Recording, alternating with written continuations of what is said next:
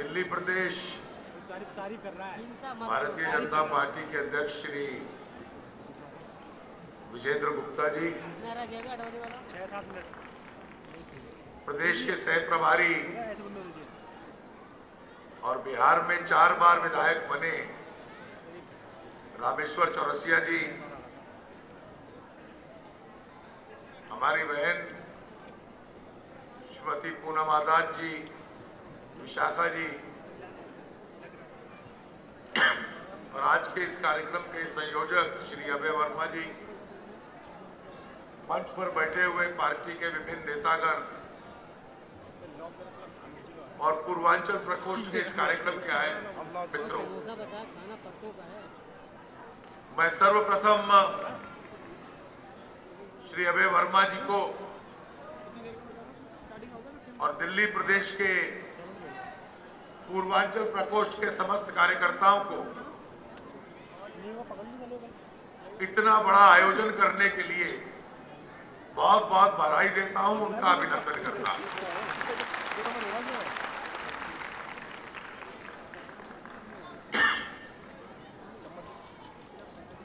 जो पूर्वांचल के क्षेत्र से लोग आए हैं और दिल्ली में बसे हैं, आज दिल्ली का वो एक अटूट अंग बन चुके हैं।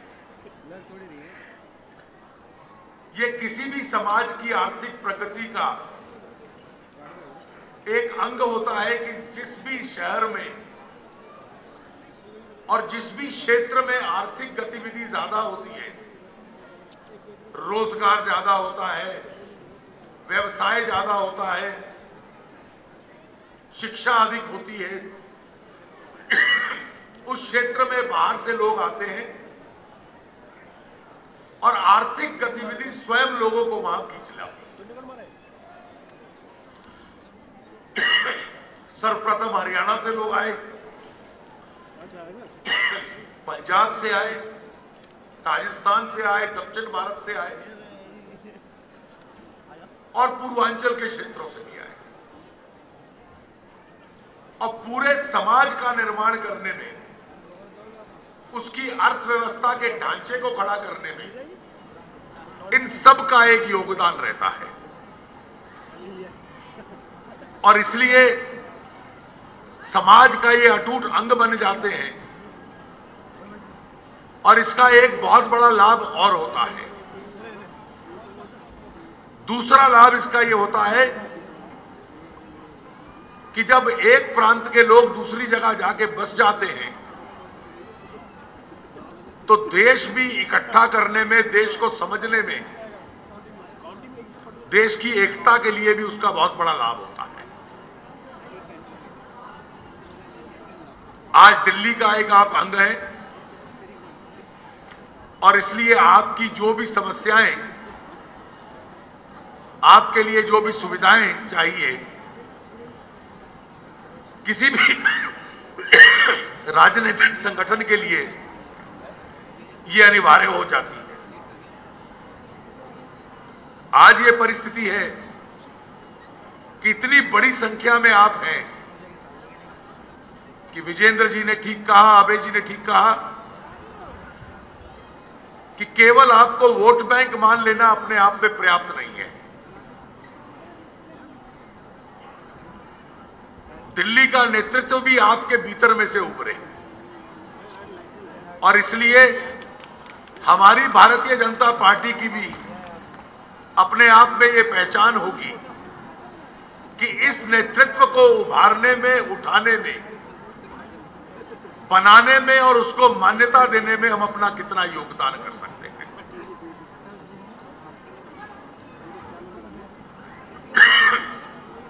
आप केवल मतदाता रहे, वो युग अब समाप्त हो चुका है। आप में से लोग नगर निगम के, विधानसभा के और संसद के भी सदस्य बने। ये वास्तविकता और हकीकत सामने दीवार के ऊपर स्पष्ट लिखी हुई है। हमारे वरिष्ठ नेता श्री लाल बिहारी तिवारी जी इसका प्रतीक है। दिल्ली सरकार में मंत्री रहे, 3 बार संसद में रहे और ये इस बात का एक प्रमाण देते हैं कि जनता के भीतर में से, आम आदमी के भीतर में से किस प्रकार से नेतृत्व खड़ा हो सकता है। मैं चाहूंगा विजेंद्र जी कि इस वास्तविकता को दिल्ली प्रदेश स्वीकार करे और इस नेतृत्व को बनाने और संवारने के अंदर अपना योगदान पूर्ण रूप से दें। ये कहने के पीछे मेरा एक और स्वार्थ भी है। मुझे उत्तर प्रदेश में भी और बिहार में भी पार्टी की तरफ से राजनीतिक कार्य करने का अवसर मिला है और ये लोग उस क्षेत्र से आते हैं जहां व्यक्तिगत जीवन में भी, अपने व्यवसायिक जीवन में भी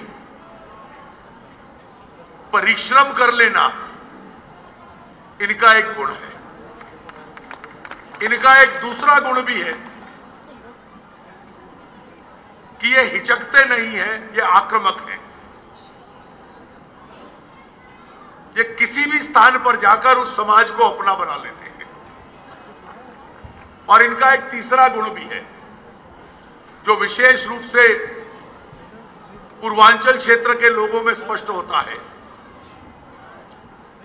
राजनीतिक विश्लेषण करने की क्षमता भी इनमें अटूट होती है और इसलिए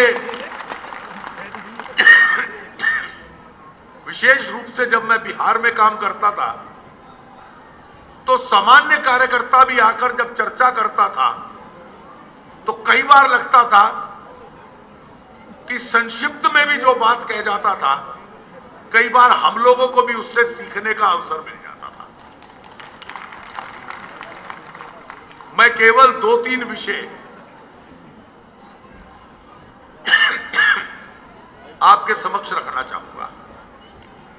पहला ये कि आज से 6 वर्ष पहले बिहार एक उदाहरण बना था इस देश के लिए,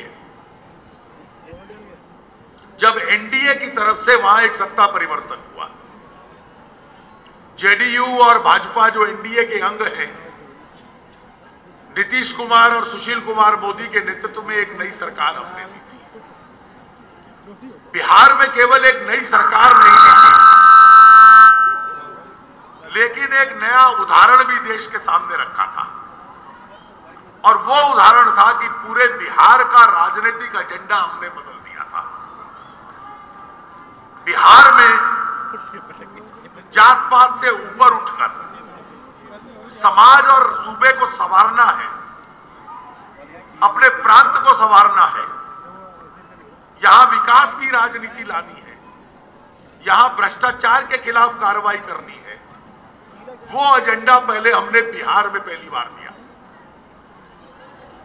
कोई कल्पना नहीं करता था कि बिहार में इस प्रकार का सुधार आ सकता है। आज वहां सड़कें बन रही हैं, डिस्पेंसरी में दवाई मिल रही है, गांव-गांव में स्कूल बन रहे हैं और भ्रष्टाचारियों के खिलाफ कार्रवाई हो रही है। ये एक परिवर्तित बिहार का एक नया चित्र आरंभ हुआ है। यही अवसर था कि इस बार उत्तर प्रदेश में भी उसी प्रकार का परिवर्तन ले आए, लेकिन कांग्रेस के मित्रों ने उस परिवर्तन आने को रोका और उस परिवर्तन आने को इसलिए रोका कि जब उत्तर प्रदेश का राजनीतिक एजेंडा शासन कैसे चले, भ्रष्टाचार कैसे समाप्त हो, गुंडा राज कैसे समाप्त हो, उस दिशा में चल रहा था, तो समाज को बांटना, मजहबी आधार पर आरक्षण ले आना, कांग्रेस ने उस एजेंडा को रोकने का प्रयास किया है।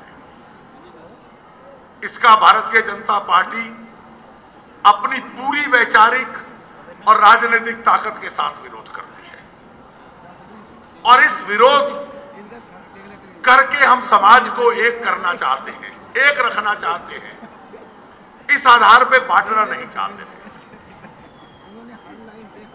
आज जो देश की राजनीतिक परिस्थिति है, केंद्र के अंदर एक ऐसी सरकार है जो शासन भी भूल गई है, शासन कला को भी भूल गई है। अब देखिए सरकार में हो क्या रहा है। सरकार में नेतृत्व की कमी है, सरकार में विश्वसनीयता की कमी है, सरकार की साख और सरकार का इकबाल एक प्रकार से चूर चूर हो चुका है। कभी सरकार का संघर्ष चल रहा है सेना के प्रमुख के साथ, कभी सरकार का संघर्ष चल रहा है इस देश के वैज्ञानिकों के साथ। जो सरकार में राजनीतिक नेतृत्व था, अपनी जिम्मेवारी से दूर भागने हुए इस देश के वैज्ञानिकों के खिलाफ कार्रवाई करने की कोशिश कर रहा है। एक भ्रष्टाचार इस सरकार के हर तरफ से उसको घेरा हुआ है। देश की अर्थव्यवस्था चरमरा रही है। देश के अंदर आर्थिक स्थिति को लेकर जो उत्साह का माहौल बनना चाहिए था, वो अपने आप में कमजोर हुआ है। इस परिस्थिति में इस देश के हित की और इस देश की जनता की रक्षा करना, इसके प्रमुख केंद्र के रूप में भारतीय जनता पार्टी खड़ी हुई है। और भारतीय जनता पार्टी के सदस्य और समर्थक होने के नाते इस सारे कार्य में हम लोग जुटे रहें और पार्टी को मजबूत करते रहें। दिल्ली में इस साल नगर निगम का चुनाव है, अगले साल विधानसभा का चुनाव है, शायद उसके बाद तुरंत या उससे पहले लोकसभा का भी चुनाव हो जाए। इन तीनों चुनावों में पार्टी को हम लोग जिताएं। और मैं ये मानता हूं, अगर पूर्वांचल हमारे साथ है तो जीत भी हमारे साथ है, ये लगभग हम तय माने। और इसलिए श्री विजेंद्र गुप्ता जी, अभय जी, जो पहल आपने की है, जिसके लिए मैं आपका हार्दिक अभिनंदन करता हूं, उस पहल को अपने अंजाम तक पहुंचा दीजिए और इन बांटे हुए साथियों में से एक नया नेतृत्व खड़ा कर दीजिए जो हमारे लिए भी बहुत बड़ा योगदान कर दे। आपने इतने भव्य आयोजन को आयोजित किया है, आपका हार्दिक अभिनंदन और बहुत बहुत धन्यवाद।